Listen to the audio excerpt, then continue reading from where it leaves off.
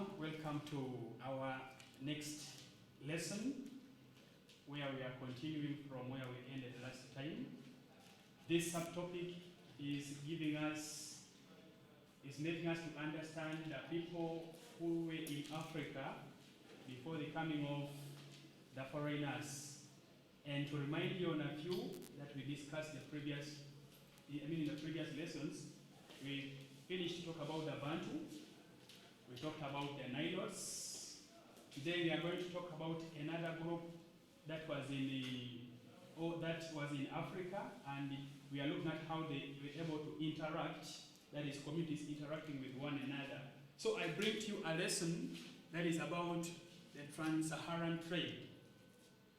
TransSaharan Trade, as it is written. So here there is one thing we need to understand.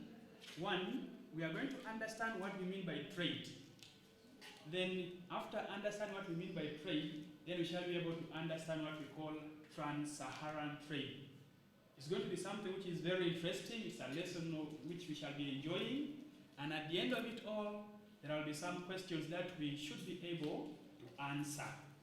So let's get the point. What is trade? We say trade is the buying and selling of goods.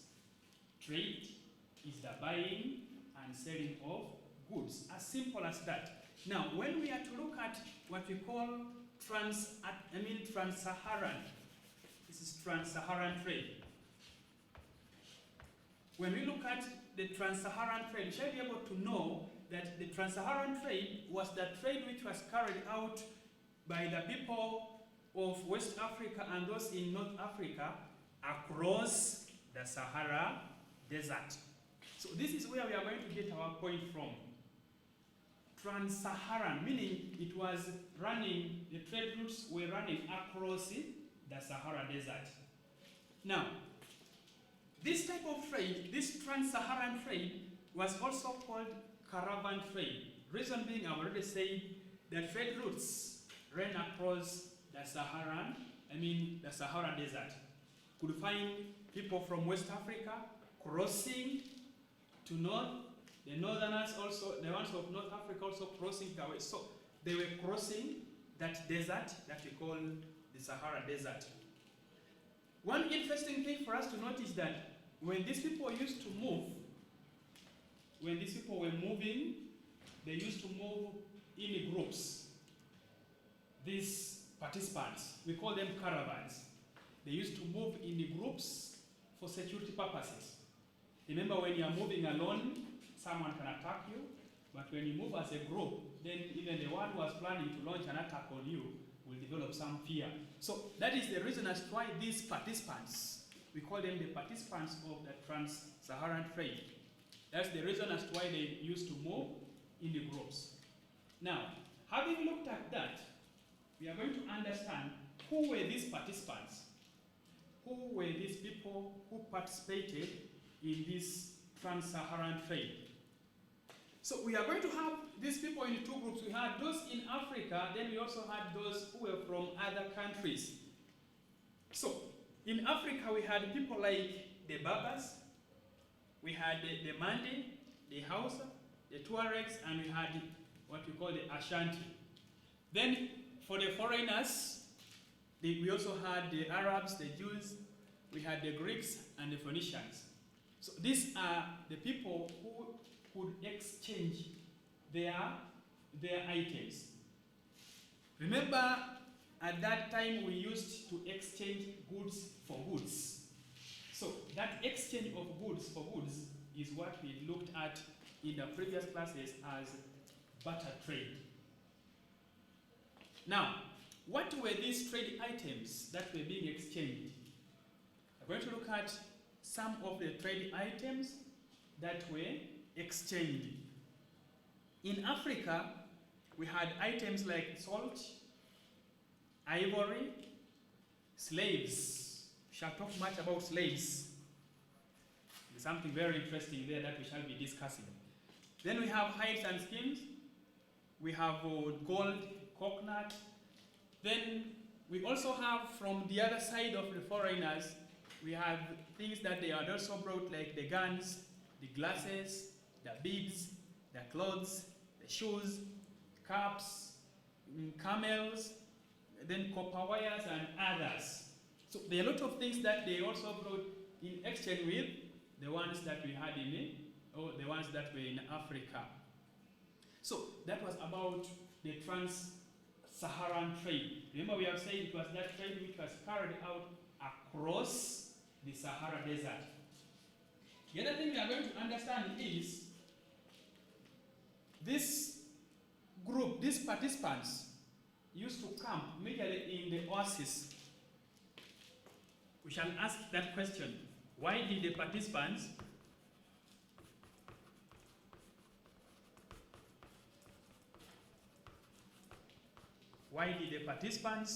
of the Trans-Saharan trade build the camps near, let's say build the camps? Why did the participants of the Trans-Saharan trade build the camps near the oasis? Why did the participants of the Trans-Saharan trade build the camps near the oasis? Now, the oasis, we are looking at the places in a desert where people get, or where some water can be accessed.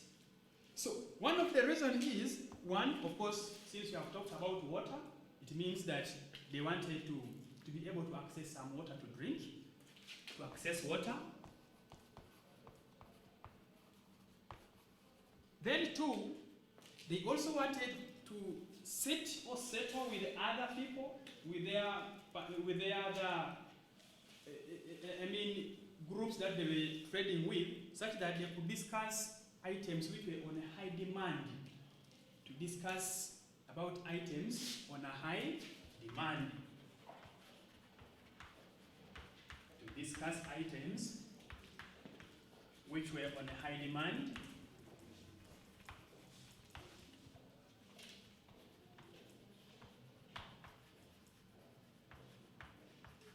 Discuss items which were on a high demand, and also these people also wanted to find out more market ideas from others, discussing market ideas, business with their colleagues.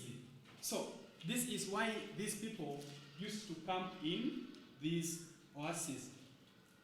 These people, we have said that these foreigners, like they brought camels. Of course, you should be able to know that the camels were the ones that were used for transport.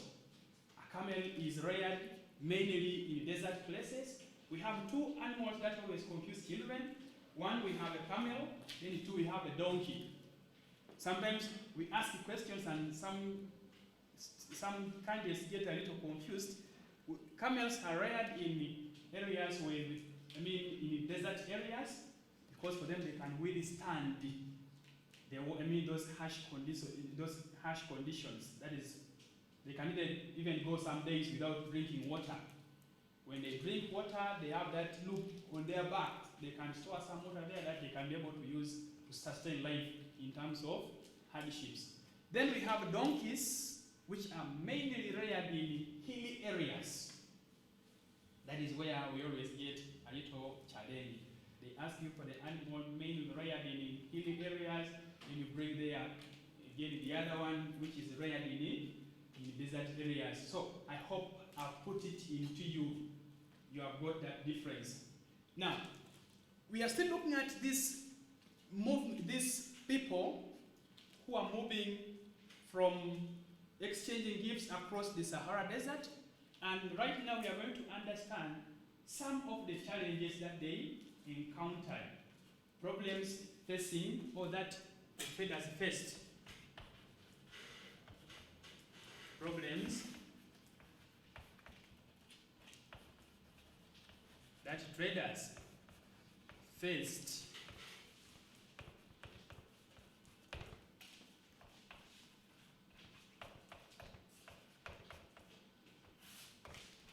Problems facing, or that the traders faced. We are looking at those people who could move. Remember, we said they could move on caravan, the trade routes, in groups, meaning they're moving from one place to another across that desert. So we shall be able to realize that they met some hardships, those are some challenges as they were moving. So what are these problems? Number one, we have harsh weather. Harsh weather. You know, weather, we cannot always predict weather. Sometimes we begin the journey and all of a sudden maybe the rains, it's not rain, maybe too much sunshine. Remember, it's a desert area.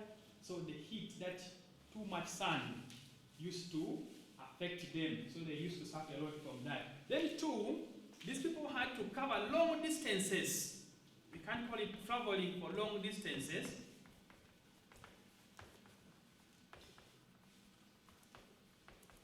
Covering long distances. Remember, this was done on foot. There were no vehicles for them to use, as it is for the case today. So people had to move with their goods on foot.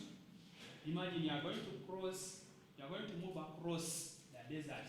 So you find that it was really hard for these people. Then the other problem they encountered was that some of them could lose direction. Loss of direction.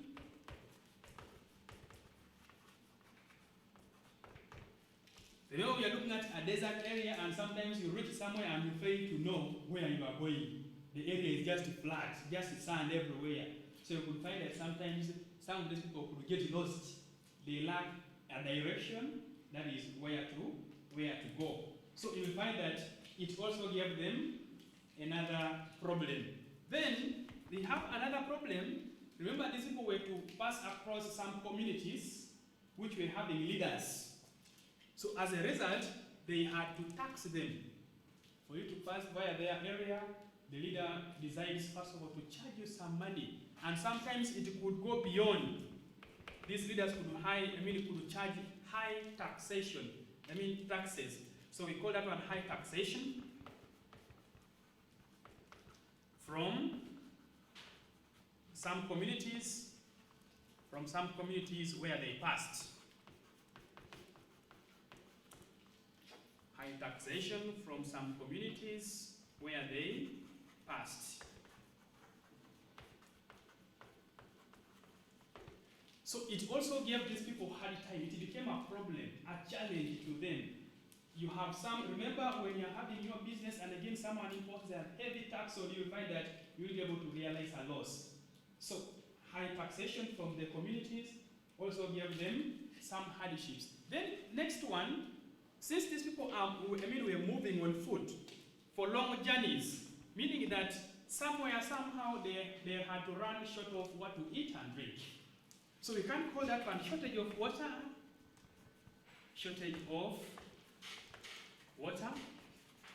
and food.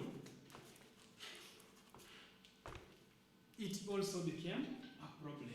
Shortage of water and food for them to eat.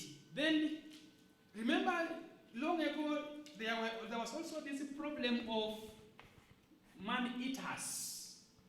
Man-eaters. When we talk of man-eaters, we are looking at those fierce wild animals that could eat people, that could kill people. So we can say they were attacked, that is attacks from dangerous wild animals,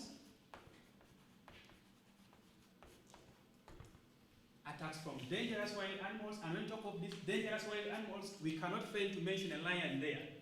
For example, let's say lions. So you could find that some of these people could get eaten up on their way as they were moving. Then the other one is, apart from these dangerous animals, we also had some hostile, sometimes we call them harsh communities that could attack them on the way. So we can call that, we can simply call it attacks as a problem, attacks from hostile tribes. In the case we can't say hostile communities, we can say hostile tribes. So we have another problem of these people getting attacked by some other communities as they were moving. Remember at the beginning of this lesson, we say that these people used to move in groups. They used to move in caravans, in groups, so that they could at least find a way of preventing this from happening. That is, making these people not to attack them for security reasons. Don't forget that. We are still continuing with these other problems. We have talked of harsh weather. We have talked of traveling for long distances on foot. Sometimes they could lose directions of on where they are going. We have high taxation. That was from the leaders of the communities where they could pass. We had shortage of water and food. Then attacks from dangerous animals, and also we have got attacks from hostile tribes. They are not enough. We are going to add a few. One, we can also say that these people sometimes could get there was what we call, we shall look at it in the next lesson, the rise of the transatlantic trade. So this was also another problem, the rise of the transatlantic trade, meaning that apart from this trans-Saharan trade, there was also another type of trade which was beginning or which was starting across the Atlantic Ocean. This one for trans-Saharan, we said it was, I want you to get those two very well. For the trans-Saharan trade, we say the trade routes ran across the Sahara Desert. Now we say, what made this one, or one of the problems that these traders faced was that there was again another competition. There was again another trade which was starting from the across the Atlantic Ocean. And that is what we have called the transatlantic trade. Time will come when we shall be discussing that also. Then we also have, sometimes these people could get buried by the sand dunes. Sand dunes gave them also hard time. Wind. This was on wind. Still it's attached to weather, but it can be a point of its own. So you'll find that sometimes these people could get, in a desert you have some wind that blow, and sometimes they pile this sand to form what we call sand dunes. At one time we say the sand dunes, these are the heaps in deserts that are formed due to deposition of the sand when the wind blows. So sometimes we could get some of these traders being buried or getting buried by the sand in the desert, and it also affected them a lot. So candidates, these are some of the reasons, these are some of the problems that these traders encountered or faced during that trans-Saharan trade. We cannot end it here without us looking at the effects.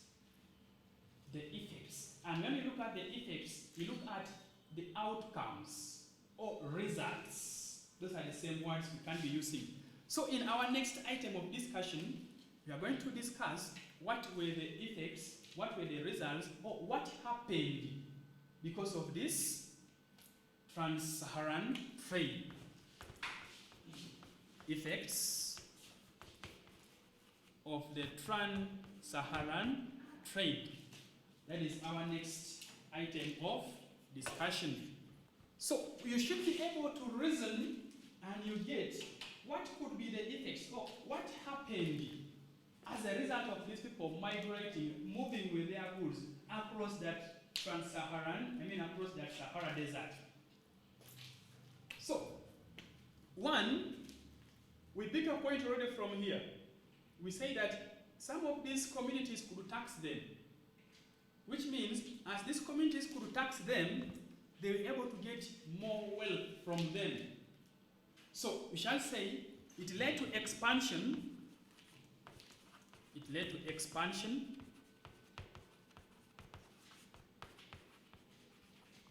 of some communities.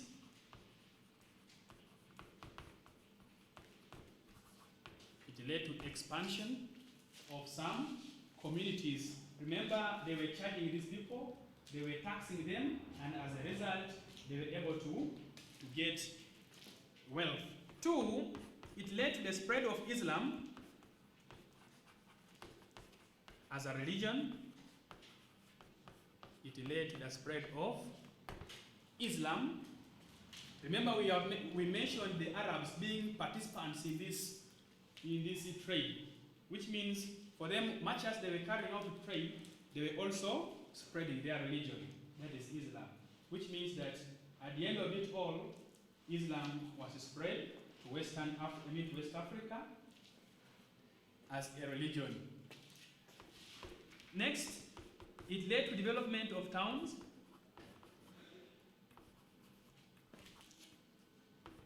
It led to the development of some towns.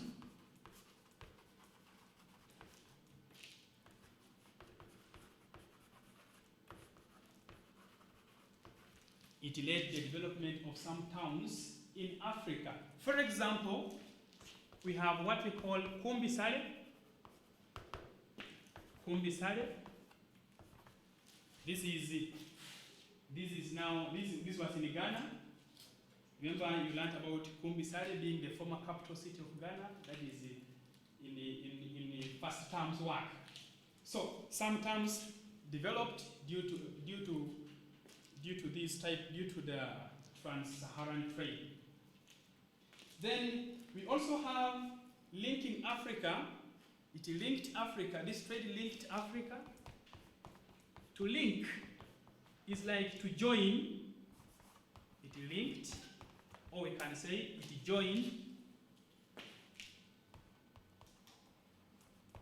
West Africa.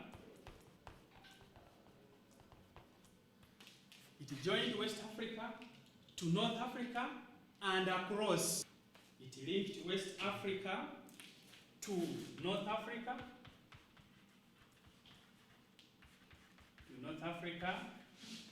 and to the outside world. And to the outside world. Meaning that Africa got exposed or got known even to the rest of the outside world. So the other problem is, the other effect, though this is very negative, was that it led to, let's say it increased on slave trade. It increased on the slave trade. Remember, we said one of the trade items that were being exchanged were slaves. And when we talk of slaves, we're looking at human beings being exchanged for other goods. So we find that since there was that demand for these slaves, it increased, or it made it to increase as it was existing. So you could find that the Arabs could want these slaves to help them carry their goods, to help the camels, remember? So human beings became other camels, if I could say, carrying the goods for these foreigners to their destinations. So you'll find that this was really very bad, because when we look at the effects of slave trade, there are quite many.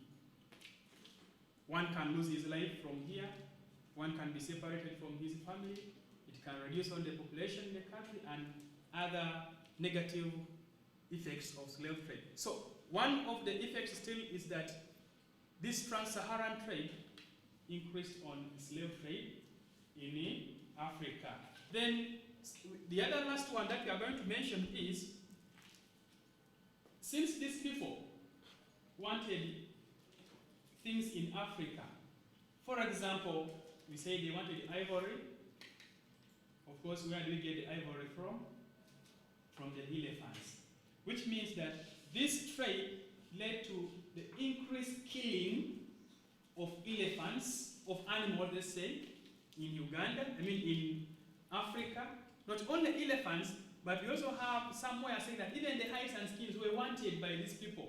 So it means that animals as a whole, in general, were killed seriously so that they could get these things.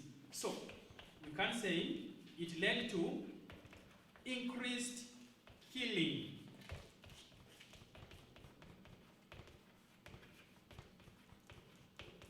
It led to increased killing of animals in Africa. We can choose one by saying, for example, elephants for ivory. For example, elephants for ivory. We have given it as an example, but still there are other animals that were killed. Then we still, the other one that we can end with, still on this, we can say it led to exploitation of resources. It led to exploitation of resources in Africa. So we shall be able to know that by the end of it all, these effects can be categorized into two. We have those that were making Africa benefit. We call them, those are the ones that we call positive effects. Then we have the other ones that were not good.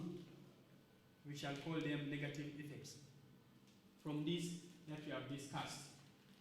So that is about the effects of the Trans-Saharan trade. Lastly, we are going to discuss what led or what made it to decline.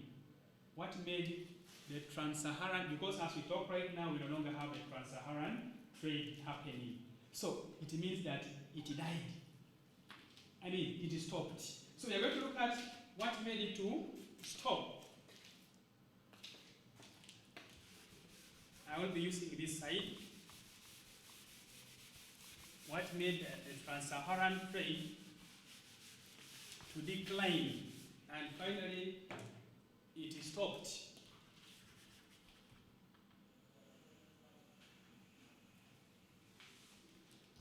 Reasons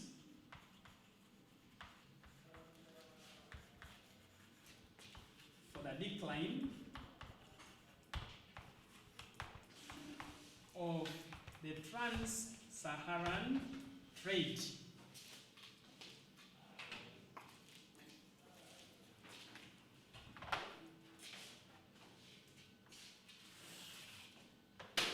Reasons for the decline of the Trans-Saharan trade. So we are going to discuss what made it to end. What made it to end? One, sometimes there was a shortage of commodities. Shortage of commodities.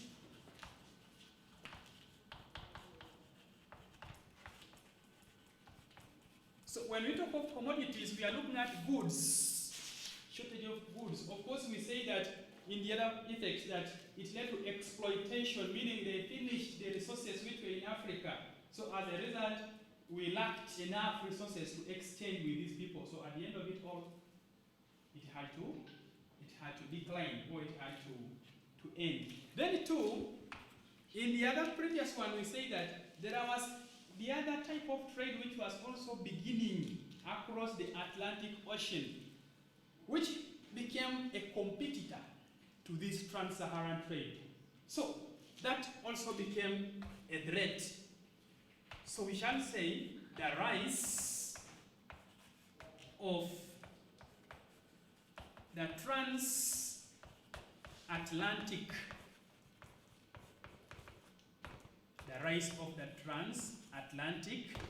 trade. So the rise of the transatlantic trade, like we have said, it gave the other ones hardships, and the other one had now to decline, and this one had to continue. Then we also have gold discovered, the discovery of gold.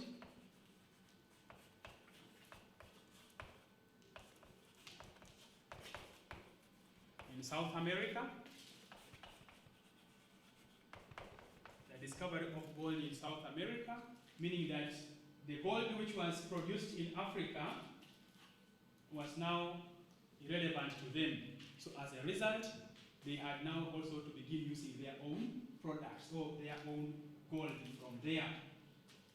Because it now lowered this one, I mean the quality of this one, which was in Africa.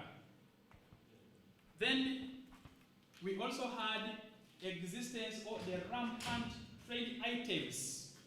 Rampant trade items, meaning that there were now a lot of cheap goods which were prevailing in West Africa and at the coast. So we find that it reduced on, let's say, presence of cheap products.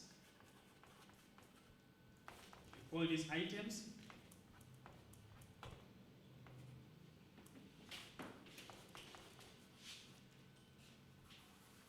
Cheap items in West Africa.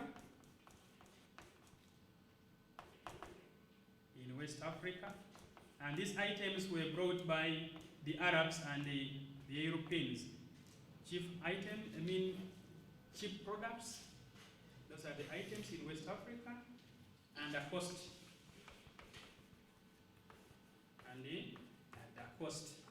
So these ones led to the decline of the Trans-Saharan Trade. So, dear candidate, like we have said, like I said at the beginning, by the end of this lesson, there should be questions that you should be able to answer. And right now I'm going to lead you to those questions. You should be able to answer these questions. These questions are here. Question number 1, it says, why was the Trans-Saharan Trade called so? Just a very simple question. Why was the Trans-Saharan Trade called so?